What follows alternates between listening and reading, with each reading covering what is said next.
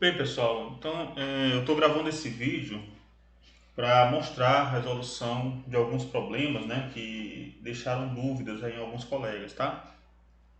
Então, inicialmente eu vou resolver os problemas, né, comentando esses problemas, esses exercícios, e a gente vai então observar o passo a passo, né, do que é importante considerar quando a gente estiver resolvendo problemas que envolvem eletrostática, né?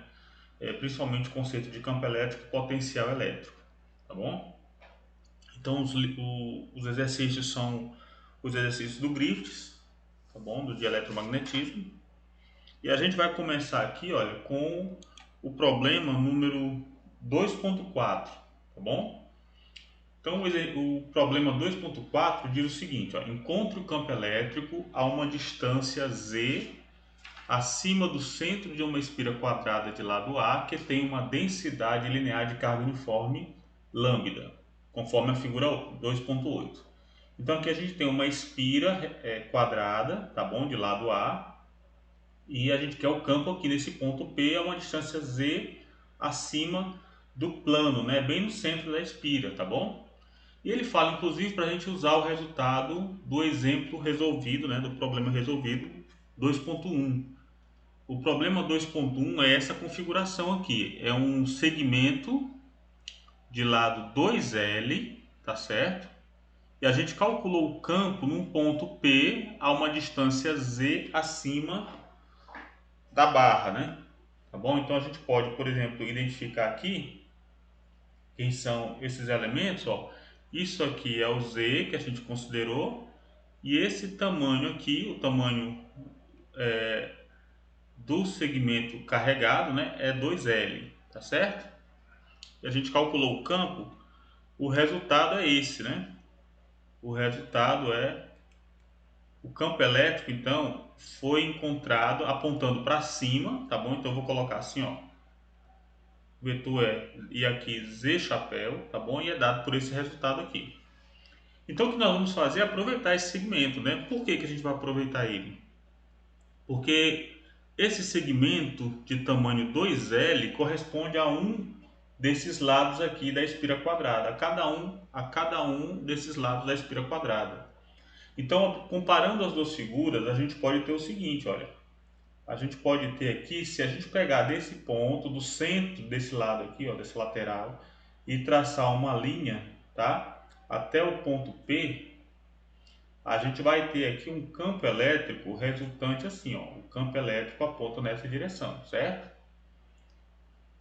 Então, o que a gente vai fazer é calcular o efeito resultante de todas os quatro lados, né, da espira quadrada, tá bom? Então, esse campo aqui, do jeito que ele está aqui, ele tem esse valor.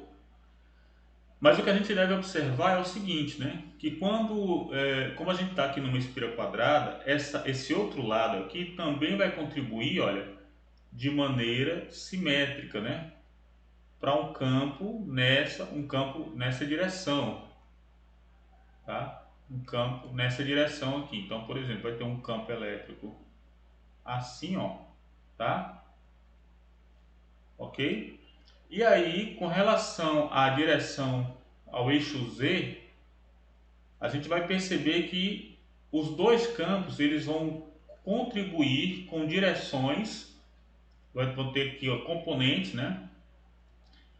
Componentes aqui nessa direção, ó, paralela ao plano da espira, ele vai contribuir aqui, olha, e esse também vai contribuir. De modo que as componentes paralelas às espiras vão se anular mutuamente. Mas a componente na direção do eixo Z, elas vão se somar. Então, o campo elétrico aqui, ele vai ser o EZ, na realidade o EZ, que é E cosseno, a projeção dele aqui, ó, é θ, né? Aqui é o eixo, o ângulo θ. Então, o campo elétrico resultante aqui ó, vai apontar na direção Z, que é dado por E cosseno de θ. É cosseno de θ. Lembrando que cosseno de θ aí é quem? eu posso olhar para essa geometria aqui, então eu vou ter algo parecido, algo nesse sentido, olha. Eu tenho esse lado, né?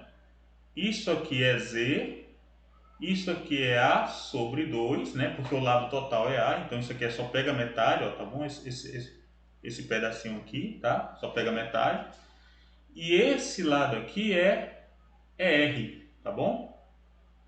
Que é a distância entre o segmento e o ponto de observação. Então esse cosseno de θ, ele vai ser dado por Z, que é o cateto adjacente aqui, ó, esse mesmo θ é esse θ, né? Z sobre R, ok?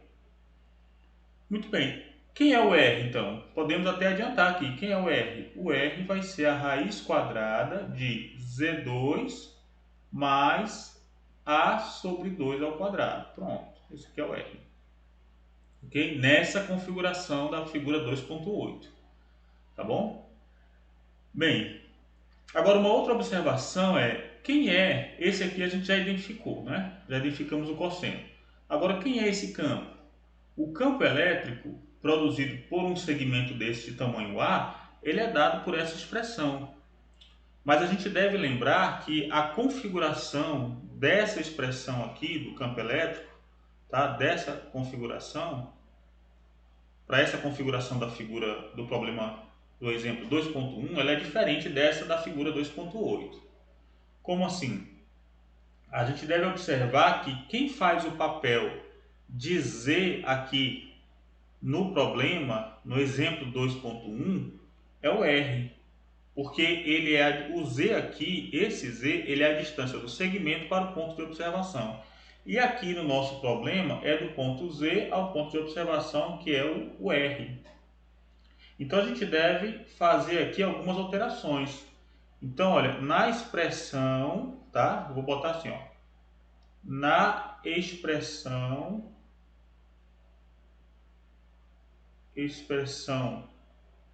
estrela lá, né? Tá bom?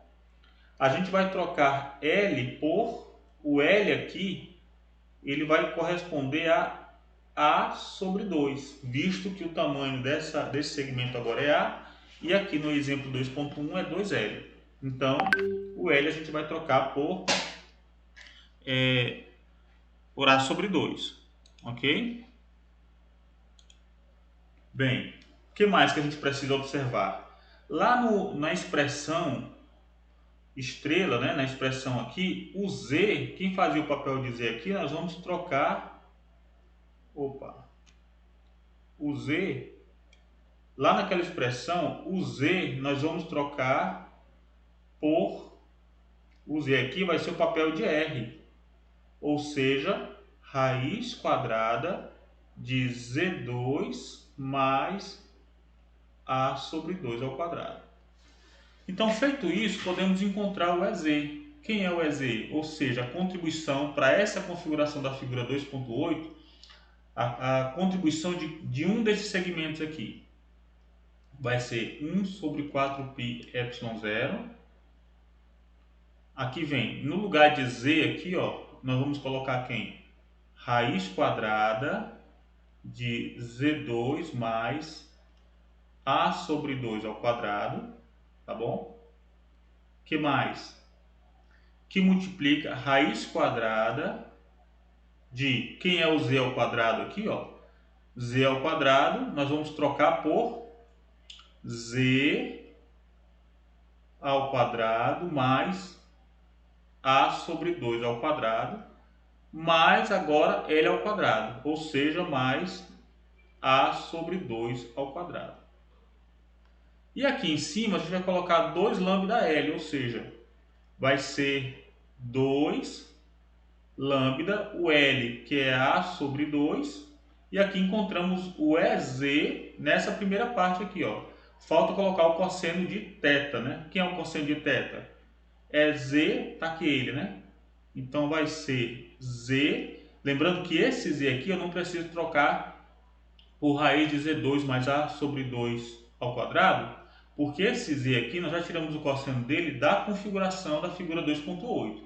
A gente só vai mudar o Z tá? O z para raiz quadrada de z2 mais a sobre 2 ao quadrado nessa expressão aqui, tá bom? Então aqui ficou z no cosseno, né? Ficou z sobre o r. Quem é o r? É raiz quadrada de z2 mais a sobre 2 ao quadrado. Pronto. E aí é só arrumar, né? O que é que a gente faz então para organizar as coisas? Aqui vai ficar 1 sobre 4π ε0. O que mais aqui, né? Aqui ficou z2, eu posso pegar esse termo, que é igual a esse, ó, ao quadrado vai ficar z2 mais a2 sobre 4, que multiplica raiz quadrada de z2 mais... Aqui nós vamos ter a2 sobre 4 e a2 sobre 4. Então vai ser 2a2 sobre 4, vai ficar a2 sobre 2, tá? E aqui cancelamos 2 com 2, ficou lambda A vezes Z. Esse aqui é o campo, é a contribuição, é o campo de um lado só. Como a gente vai ter aqui 4 lados, todos eles apontando, tendo contribuições tanto paralelo, né, à espira quanto na direção Z, e a gente sabe que paralelo ao plano da espira vão se anular mutuamente, então a gente, para encontrar o campo total, basta multiplicar por 4 o campo de um só, tá certo? Então vai ficar aí, ó, 1 sobre 4π ε0, tá bom?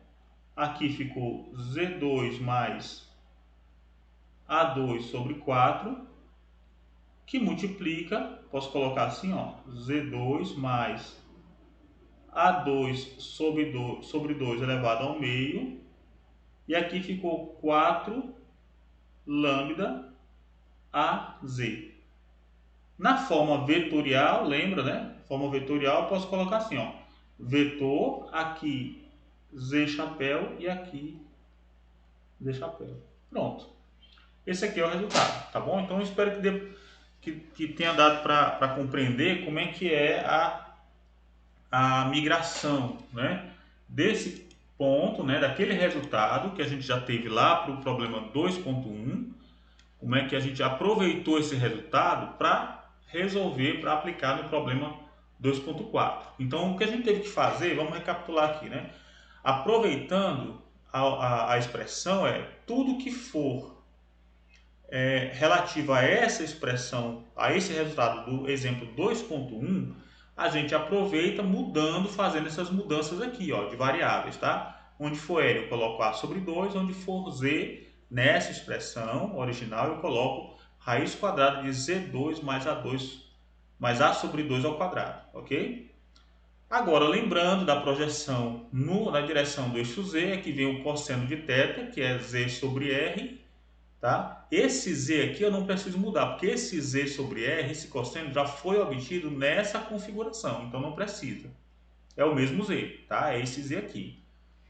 Esse Z na figura do problema 2.1 é que não condiz com esse Z, tá? Mas sim com esse R, tá bom?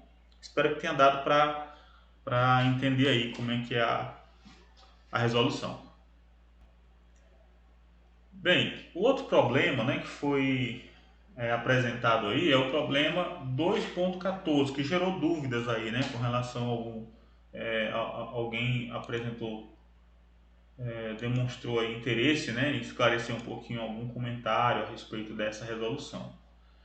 Então, essa aqui é uma configuração que a gente utiliza pela simetria do problema, né, pela simetria esférica da distribuição de carga, tá aqui, ó, pela simetria esférica, a gente é automaticamente motivado a aplicar a lei de Gauss. Mas vamos entender então qual que é o problema aqui, né? O problema 2.14 diz: encontre o campo elétrico dentro de uma esfera com uma densidade de carga proporcional à distância da origem. Ρ é igual a, posso colocar logo assim, né? Vou anotar aqui, ó. Ρ é igual a KR, tá bom? Então é uma função, esse ρ aqui é um ρ de R, tá? onde K é uma constante qualquer. Então, se eu quero determinar o campo elétrico dentro, né, o problema não deu o raio da esfera, né, mas eu posso denominar, eu vou escolher aqui, ó, chamar isso aqui de Rzão, tá? Certo? E vou fazer o seguinte, escolher um determinado ponto no interior, tá? Um ponto aqui, eu vou marcar de outra cor para ficar melhor. Eu vou marcar aqui um ponto, tá? Dentro da esfera, da distribuição de carga, esse ρ ele está aqui, tá? E esse ponto ele é localizado por essa coordenada radial R, tá certo? Lembre que se eu estou olhando aqui para pontos dentro da esfera, obrigatoriamente R tem que ser menor do que Rzão, lógico. Se eu quisesse determinar o mesmo campo elétrico, só que para pontos fora da esfera, eu escolheria um R maior do que Rzão, localizaria lá fora. Então, nesse ponto aqui, que é um ponto dentro da esfera, eu vou traçar uma superfície gaussiana, que já está aí, olha, a superfície gaussiana já está traçada, tá bom? E ela tem um raio, ela é concêntrica a distribuição de carga, e ela está traçada aí, para lembrar para a gente que isso aí não é uma superfície real, mas é apenas uma superfície imaginária, tá? É um modelo que a gente utilizou aí para resolver o problema. Então vamos lá. O que é que eu tenho que fazer? Tenho que lembrar do que aqui? Nesse ponto, se a densidade de carga é positiva, o campo elétrico naturalmente vai apontar para fora, certo? O campo elétrico aponta para fora. Então esse E, ele pode ser expresso como sendo um módulo, um valor numérico, na direção radial, um E, R chapéu.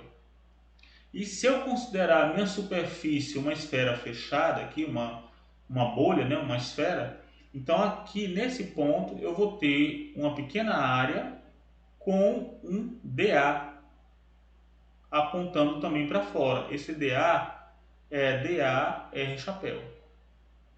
Ok? A gente lembra então que da lei de Gauss, a integral numa superfície fechada de E interno dA é igual a 1 sobre ε0, que multiplica carga elétrica total envolvida. Essa carga elétrica total envolvida é só essa carga, eu vou fazer aqui de uma outra corzinha, é só essa carga que está aqui, ó, envolvida pela superfície gaussiana. Essa parte aqui fora, ela não contribui para o campo elétrico aqui nesse ponto. E em qualquer ponto da superfície gaussiana, não contribui, só o que está envolvido. Ok? Então vamos lá, o que é que a gente pode fazer mais, né?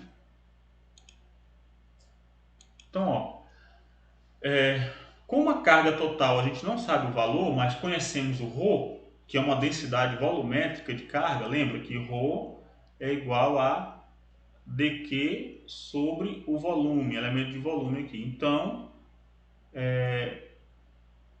podemos escrever que dq, né, é igual a ρ de tal.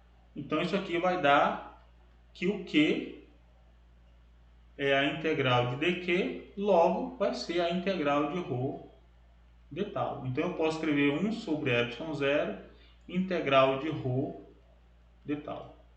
Quem é o ρ? O ρ é Kr. Quem é o d tal? D tal é um elemento infinitesimal de volume. Vamos anotar aqui, ó. Em coordenadas esféricas, d tal é R2 seno de θ dr dθ dφ. E na integração da esfera, os limites são: o R vai variar de 0 até um R', um limite, que é o valor dessa linha aqui, ó, dessa coordenada, desse raio da esfera gaussiana. O θ em coordenadas esféricas varia de 0 até π, e o φ varia de 0 a 2π, tá bom? Então vamos lá, o que a gente vai fazer agora? É aplicar a lei de Gauss. Já temos aqui todos os elementos que precisamos, então vamos aplicar a integral de E interno dA vai ser E R chapéu interno R chapéu dA na superfície S. Quem é essa superfície de integração aqui da primeira integral? É a superfície gaussiana, tá? Que é igual a 1 sobre ε0 integral de KR R2 seno de θ dr dθ dφ, tá? Então vamos lá, continuando aqui, a integral de E interno de R chapéu interno R chapéu dá 1. O E na esfera, esse campo elétrico, ele vai ter orientações diferentes em cada ponto, né? Percebe que o R chapéu, o versor R chapéu que dá a direção do campo elétrico muda, se eu estou nesse ponto, ou nesse ponto, ou nesse ponto. Mas o módulo de E é sempre o mesmo, porque a distância ao centro e por causa da simetria da configuração de carga é a mesma. Então esse E eu posso colocar fora da integral, R chapéu interno R chapéu dá 1, então vai ficar apenas a integral na superfície de dA. E aqui fica, esse K é constante, já fica o quê? K sobre ε0. Vou ficar então com uma integral em R de 0 a R' de R3 dr vezes a integral em θ de 0 a π de seno de θ dθ e integral em φ de 0 a 2π de dφ. Bem, não são integrais, são novidade para nós, né? Nós já sabemos o resultado dessa integral em θ, que dá 2, e essa integral em φ, que dá 2π. Portanto, o resultado aqui é 4π, tá?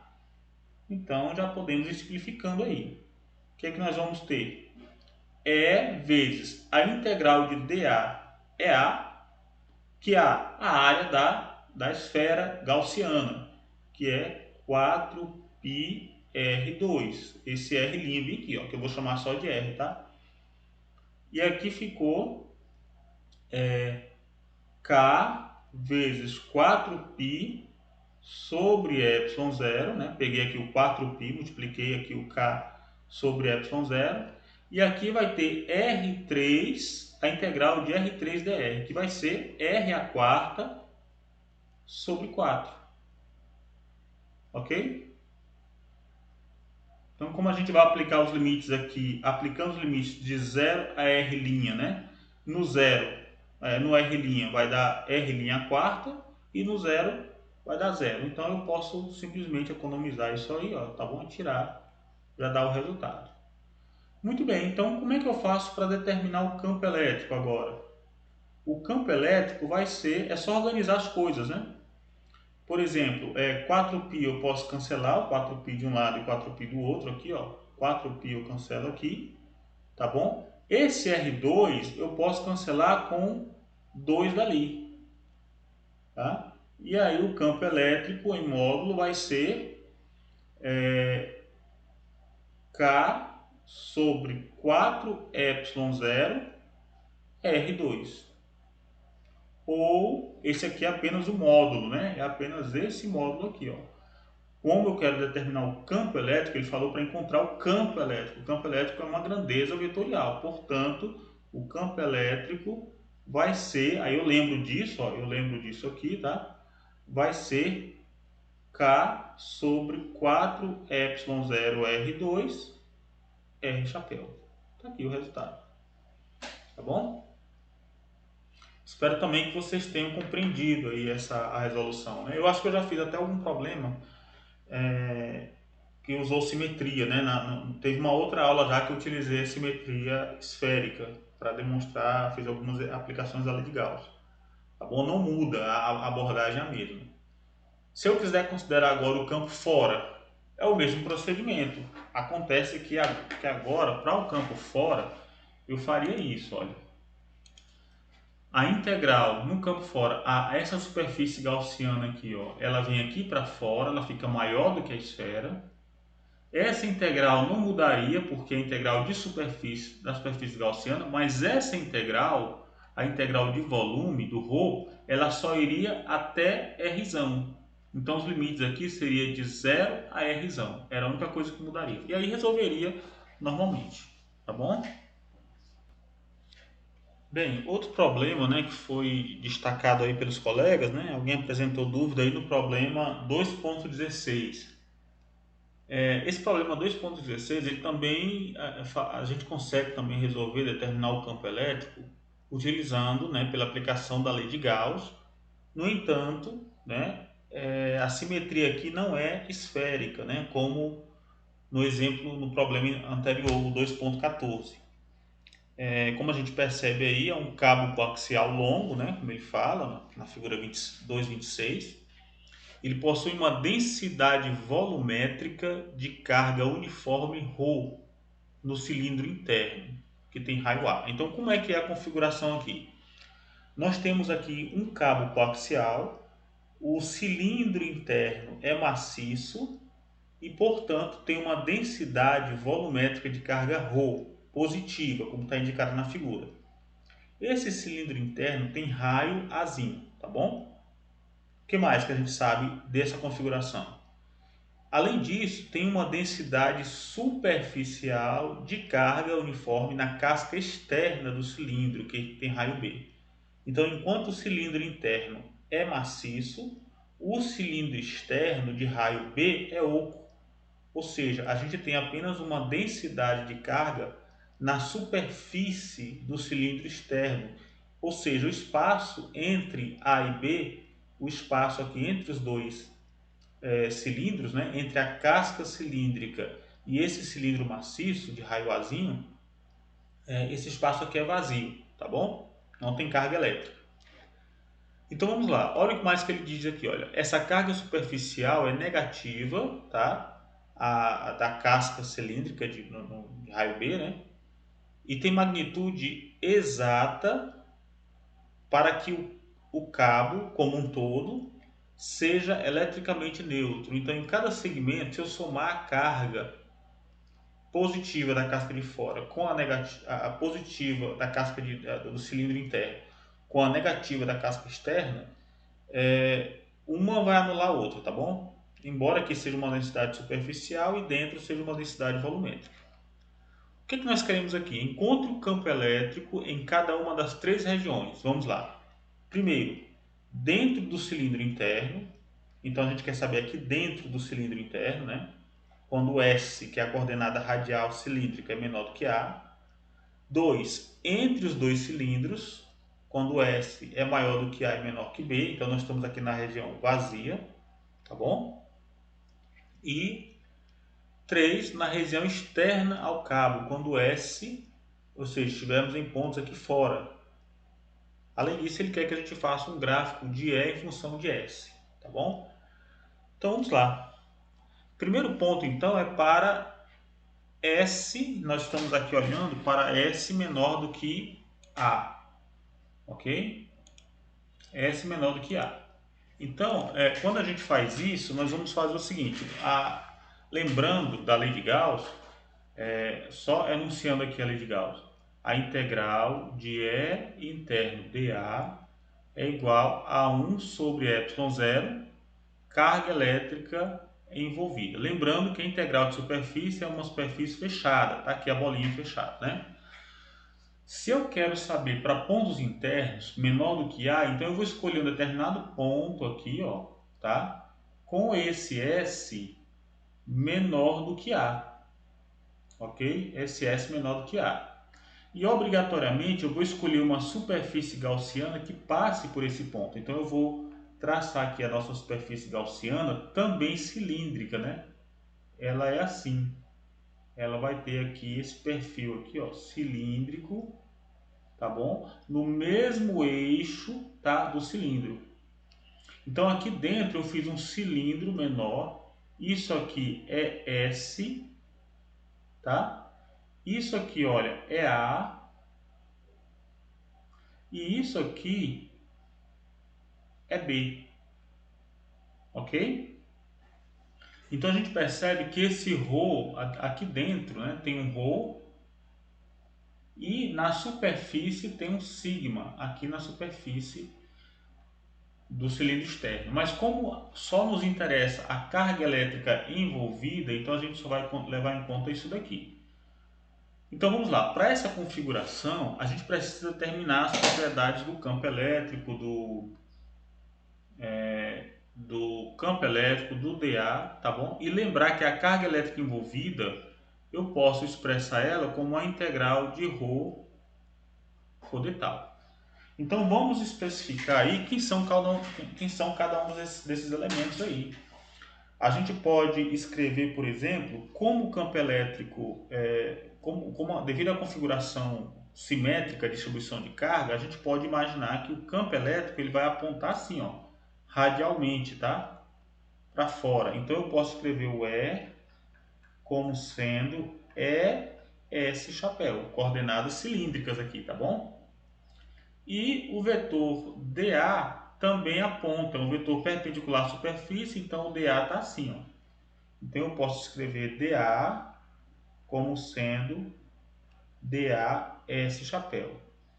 Daqui eu já sei que é interno dA é quem?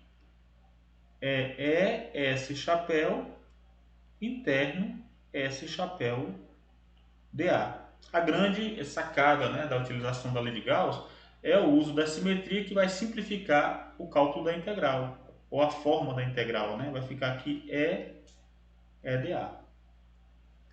Bem, se é o EDA, quem é esse dA? Lembra, a gente está em cima de uma superfície cilíndrica, então a gente está aqui, ó, numa superfície cilíndrica.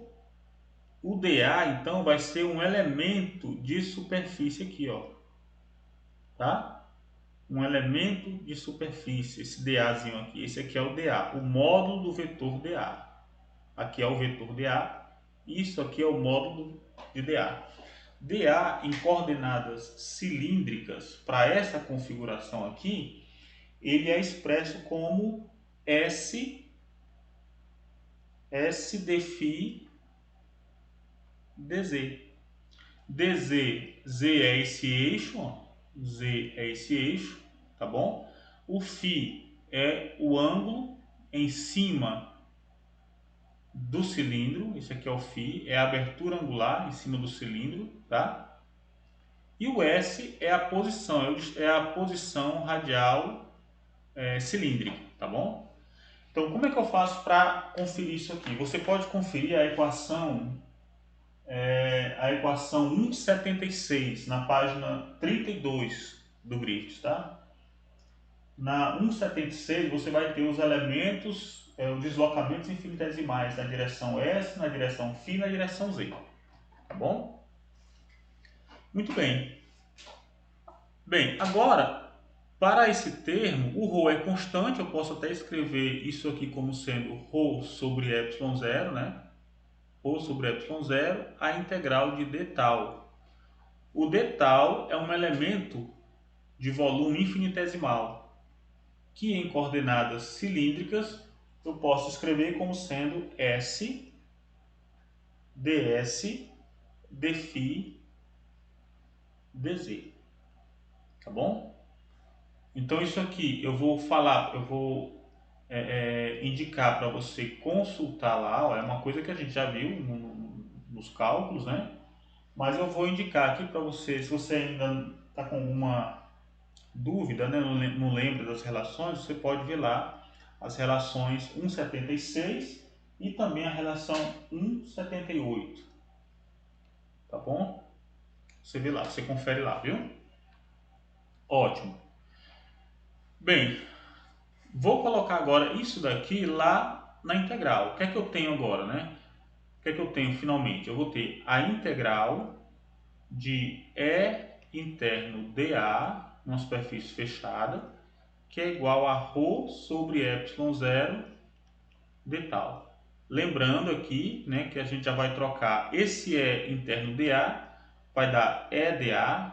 Como o E é constante, vai ter Ah, um detalhe, né? Lembra que aqui na integral de E interno dA, nós temos uma casca cilíndrica, temos uma tampa na esquerda e uma tampa na direita. Esse dA que nós utilizamos aqui, esse dA que é S dφ dz, esse aqui, ó, que é S dφ dz, ele é o dA na casca, na superfície cilíndrica. Mas em cada uma das tampas, lembrando, olha, cada uma das tampas, o dA aponta numa direção diferente. Percebe que esse dA aqui, ele é dA Z chapéu, e esse aqui, aliás, esse aqui eu posso colocar como, pela orientação que eu coloquei aqui, olha, então esse aqui vai ser dA menos Z chapéu, que aponta para a esquerda, tá? E esse aqui é dA Z chapéu. Mas o campo elétrico, ele aponta na direção S, em qualquer situação. Portanto, aqui o E vai estar apontando nessa direção e aqui também. Portanto, fazendo um ângulo de 90 graus. Logo, o produto interno vai dar zero, a contribuição das tampas circulares dá zero. Então, eu não preciso me preocupar com elas, é por isso que eu nem comentei aqui. Lembrei agora para a gente não deixar passar, tá bom? Esse ponto aí, para a gente não esquecer desse detalhe, tá?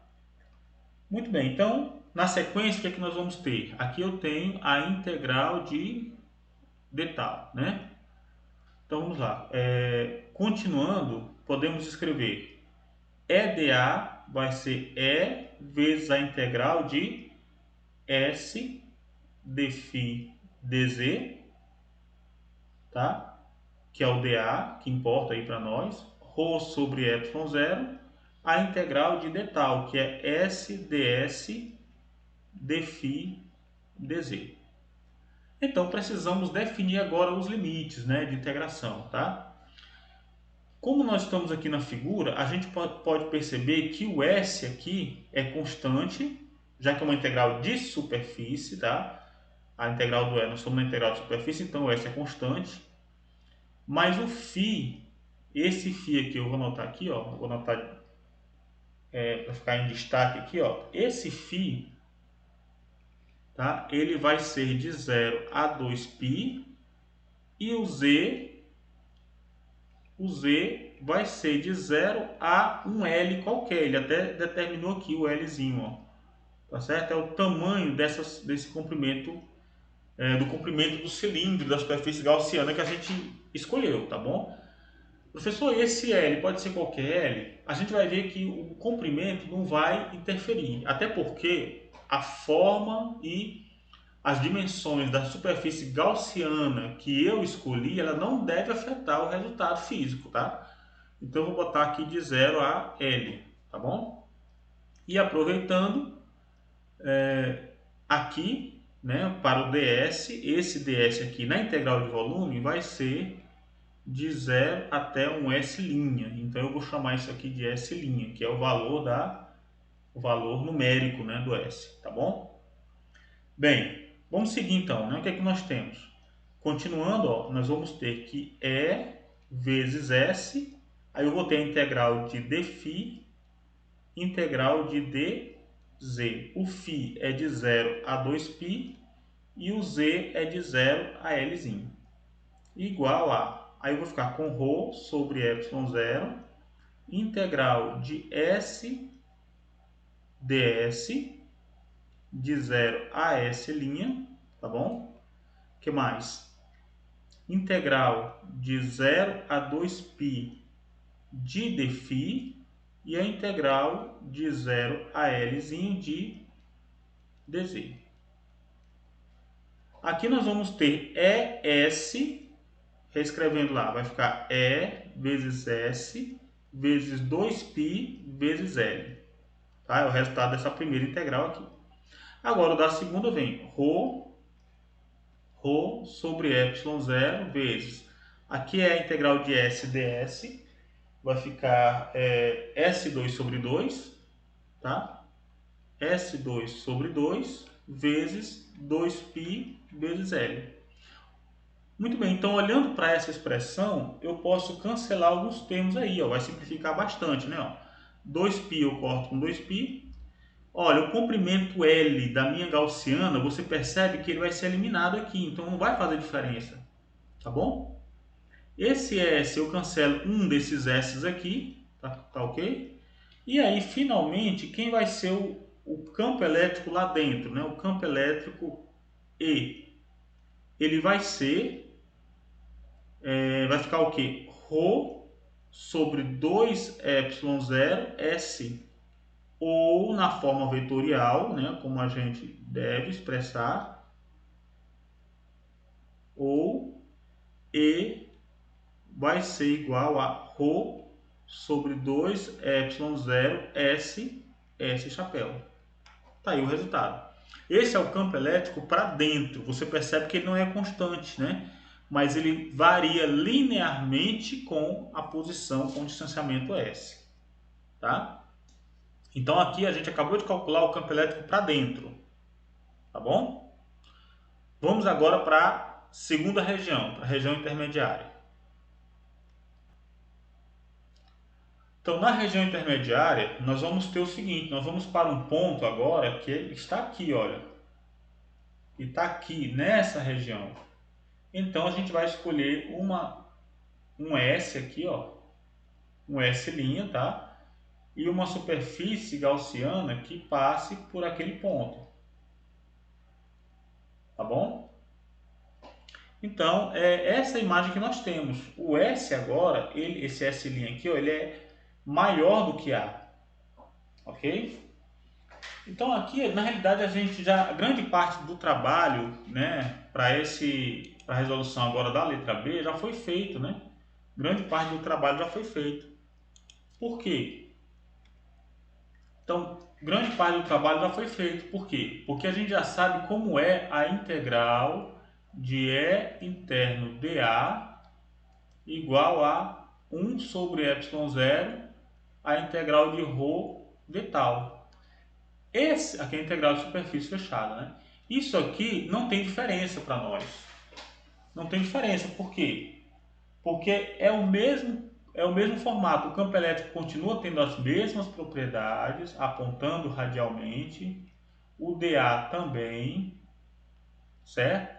Então isso aqui vai ser, esse aqui vai dar E vezes S vezes 2π vezes L. L é o comprimento aqui, ó, tá bom? Certo? E aqui vai ser ρ sobre ε0. A diferença aqui é que nas integrais de volume, né? Aqui vai ficar a integral de d tal. A gente vai ter ρ sobre ε0, a integral o elemento de volume aqui vai ser S ds dφ dz. O z, lembrando, ó, o z vai de 0 a L, o φ vai de 0 a 2π, e o S aqui, ele não vai parar num ponto antes de A, menor que A.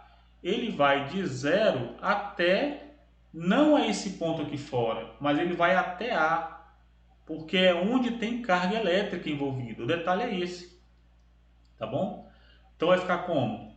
Vai ficar E vezes 2πSL igual a integral em φ, né, já vai dar 2π, de z vai dar L, então vai ficar ρ vezes 2πL sobre ε0, né, já resolvemos o do φ que deu 2π, o do z que deu L, aí eu vou ficar com uma integral de 0 a de S ds, tá bom? Naturalmente, eu já posso até, para simplificar o meu trabalho, eu já posso eliminar aqui alguns elementos, ó. O L naturalmente cancela, como já era esperado, a gente já viu da outra vez, né? Tá bom? Agora, esse S, eu posso cancelar com esse S? Claro que não, que esse S, esse S ainda está na integral, né? Então, eu preciso resolver a integral. Vamos lá, então. Aqui ficou E vezes S igual a ρ sobre ε0, S2 sobre 2, só que de 0 a A. Ou seja, vai ficar ρ sobre 2ε0, A ao quadrado. Logo, o campo elétrico aqui para aquela região vai ser ρ A ao quadrado sobre 2ε0 S. Na forma vetorial, o campo elétrico aponta na direção, né? Lembra que o campo elétrico aqui, ele é um campo elétrico na direção radial, cilíndrica, né? Então ele vai ser ρ sobre A2, aliás, ρA2 sobre 2ε0S, S chapéu. Esse é o campo na região intermediária. Então a gente percebe que anteriormente, para dentro do cilindro interno, o campo elétrico varia com S, né? E aqui ele varia com 1 sobre S. Então a forma funcional mudou. É diferente, tá bom? Deu para entender a diferença, gente? Espero que tenha ficado claro aí, né? A questão dos limites, tá bom? Então essa questão aqui, esse detalhe aqui é um ponto chave, ó, tá? Bem, agora nós vamos para a região 3, onde a gente está em pontos externos ao cabo. Tá? Então a gente vem agora para uma superfície gaussiana que está lá fora, um ponto é lá fora. Então o campo elétrico e o dA apontam para lá, na tampa cilíndrica, aliás, nas tampas circulares a gente também ignora, porque o produto interno vai dar zero. Então aqui é um problema até mais simples do que todos, né? Porque a gente vai ter a integral de E interno dA, integral de superfície, é igual a 1 sobre ε0, carga elétrica envolvida. Carga elétrica envolvida. Então você lembra no enunciado que ele faz o seguinte, ó, observa isso aqui, ó. Essa carga superficial é negativa, ele está falando da carga de fora, aqui, tá? É negativa e de magnitude exata para que o cabo como um todo seja eletricamente neutro. Portanto, isso aqui vai envolver 1 sobre ε0, vai envolver carga no cilindro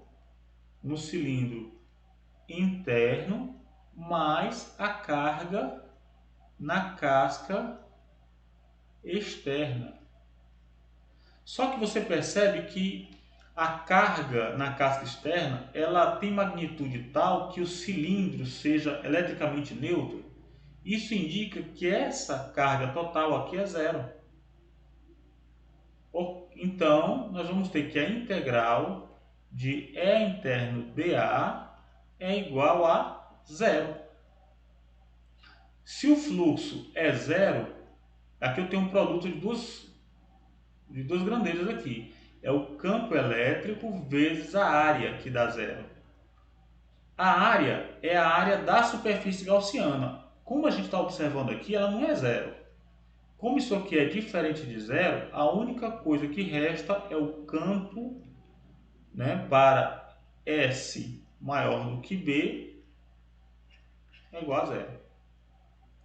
Então a gente já calculou aí o campo, né, o campo nas três regiões. Tá certo? Já está calculado aí o campo nas três regiões. Vamos ver agora como é que é o gráfico, né? Como é que o campo elétrico, como é que eu consigo expressar o campo elétrico, o módulo do campo elétrico em função de S. Vamos ver. Então, olha, aqui a gente observa a forma funcional. A gente expressou aqui as três equações, os três resultados, né? Aqui nós temos a região 1, né? Eu vou escrever como foi enunciado. Aqui nós temos a região 1. Lembra que o campo elétrico aqui, ele era proporcional a R, então é uma linha reta. Aqui é a região 2, o campo elétrico aqui ele é proporcional a 1 sobre R, tá? E aqui na região 3, para fora, né? Na região 3, para fora, nós temos o campo elétrico igual a zero. Então a gente representa aqui o esboço, né? Então ele cresce linearmente, enquanto eu estou saindo daqui, ó, esse ponto é aqui, para S igual a zero, estou aqui no centro, no eixo, tá? E aí eu vou me afastando, chegando próximo de A, tá? Eu estou subindo aqui, ó, chegando próximo de A, o campo elétrico aumenta. Quando eu passo para essa região e começo a sair, me afastar ainda mais, o campo elétrico começa a cair, tá? Aqui ele cresce, aqui ele começa a cair. E quando eu chego aqui na borda, em S igual a B, aqui, aí o campo simplesmente desaparece. Ele cai para zero, tá bom? Então tá aí a forma de a gente representar o comportamento do campo elétrico, né? Essa figura aí mostra para a gente como é que a gente representa o módulo do campo elétrico em função de S, tá bom?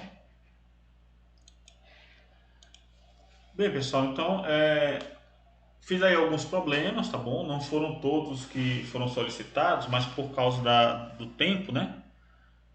Ia ficar uma apresentação muito longa. Eu vou preparar então outro vídeo falando também do problema 232 e também outras dúvidas que alguns colegas apresentaram. Então, vocês podem se concentrar nesses problemas aí que eu acabei de passar, vocês vão dar uma olhadinha neles e aí qualquer coisa, né, a gente está à disposição para sanar as dúvidas.